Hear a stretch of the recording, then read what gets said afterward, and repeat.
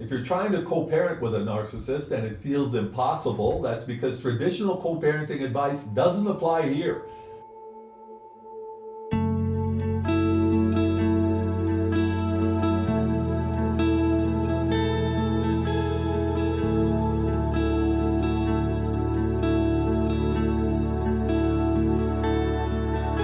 Co-parenting with a narcissist, what actually works and what doesn't?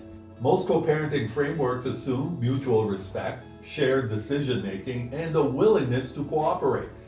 But when one parent is high conflict or narcissistic, these assumptions break down very quickly, and trying to force a normal co-parenting dynamic can actually make things worse. The first shift you need to make is this: you may not be co-parenting, you may be parallel parenting. What does that mean? Well, it means instead of working together, you're creating structure that allows you to parent with as little conflict as possible. Let's take a look at what doesn't work. Number one, trying to keep the peace at all costs. It's natural to want to avoid conflict, especially for the children, but constantly giving in or over accommodating can create instability over time.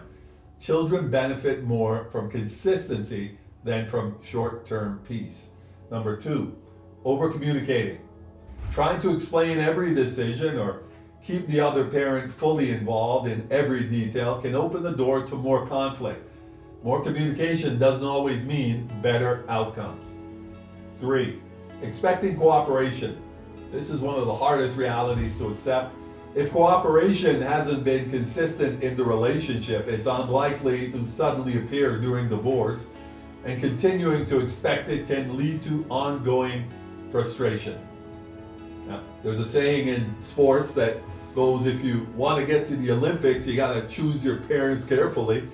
We analogize that in divorce as if you want a good divorce, you got to choose your partner carefully, because what they are like during the marriage is what you're going to see during divorce. If they're selfish, if they're vindictive as a personality, they're going to be like that during divorce. They're not going to change. And I think that's what this last point tried to articulate. Now, what actually does work? Let's talk about that. Clear, structured parenting plans. The more detailed the agreement, the less room there is for conflict. This includes specific schedules, clear decision-making responsibilities, and defined expectations. Structure reduces opportunities for disagreement.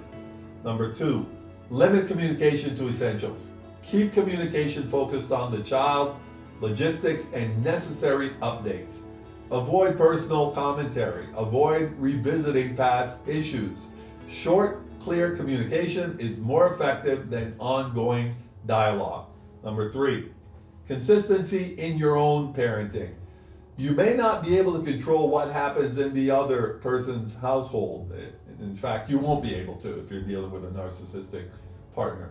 But you can control your environment, your routines, and your approach. That consistency creates stability for your child. One of the things we like saying is be the rock for your child. Number four, use tools and boundaries where possible. Use structured communication platforms or written communication. Set boundaries around when you respond, how you respond, and what you engage with.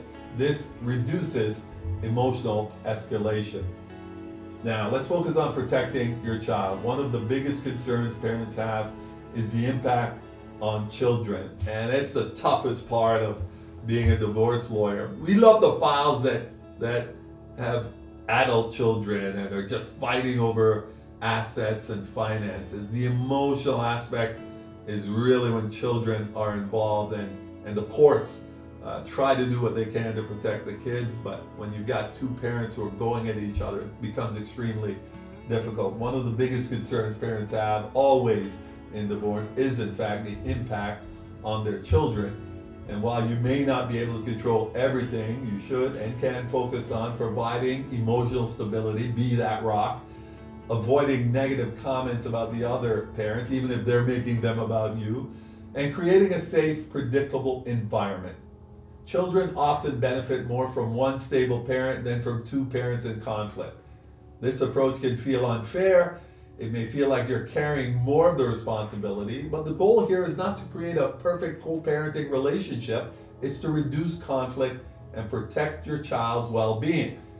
You don't need the other parent to cooperate in order to create stability. What you need is structure, consistency, and a clear approach to how you engage.